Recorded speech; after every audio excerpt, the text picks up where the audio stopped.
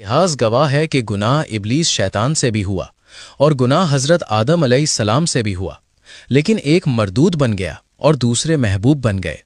फर्क गुनाह का नहीं था, फर्क माफी और अकड़ का था। अस्सलामु अलैकुम। आज हमारे इस बामकसद सफ़र का दूसरा दिन है। इस सीरीज़ का मकसद सिर्फ इस्लाह यानी सुधार और दीन की सही समझ हासिल करना है। आज हम हज़रत आदम अलैहिस्सलाम की तौबा और हमारी मायूसी को समझेंगे। हम जो भी बात करेंगे वो सीधे कुरान और सुन्नत की रोशनी में होगी, ताकि हमारी नीयत और अमल दोनों बदल सकें। कुरान मजीद के सूरे अल आराफ में एक वाक़या बयान किया गया है। जब हज़रत आदम अलैहिस्सलाम से एक चूक हुई तो उन्होंने कोई बहाना नहीं बनाया, ना ही तकदीर पर इल्ज़ाम डाला। शैतान ने गलती की तो उसने दलील दी, बहस की और कहा मैं उससे बेहतर हूँ। लेकिन हज़रत आदम अलैहिस्सलाम और हज़रत हव्वा अलैहिस्सलाम ने फ़ौरन अपनी गलती मानी और वो ऐतिहासिक दुआ मांगी, रब्बना ज़लमना अनफुसना व इल्लम तग़फ़िर लना व तरहमना लनकूनन्ना मिनल ख़ासिरीन।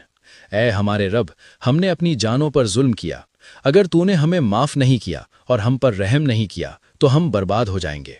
हकीकत ये है कि इंसान मिट्टी से बना है और ख़ता यानी गलती करना इसकी फितरत नेचर में है। हदीस तिरमिज़ी में हज़रत मोहम्मद सल्लल्लाहु अलैहि वसल्लम ने फरमाया, आदम की तमाम औलाद ख़ताकार है और बेहतरीन ख़ताकार वो हैं जो तौबा कर लेते हैं।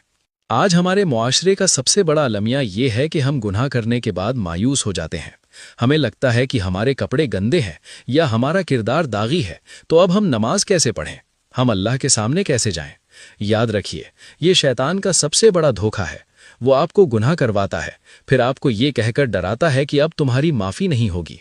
अल्लाह को फरिश्ते नहीं चाहिए, उसे वो बंदे पसंद हैं जो गलती के बाद रोते हुए उसकी चौखट पर आते हैं। गुनाह पर शर्मिंदा होना ही तौबा है। जब तक सांस चल रही है, माफ़ी का दरवाज़ा खुला है।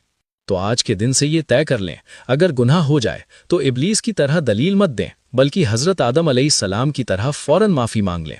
अल्लाह माफ़ करने वाला और बेहद रहम करने वाला है। मायूसी कुफ्र है और उम्मीद ईमान है। अल्लाह हमारी नीयतों में इखलास पैदा फरमाए। दीन की ये बात आप तक पहुँचाने की कोशिश उत्तम फुटवेयर की जानिब से है।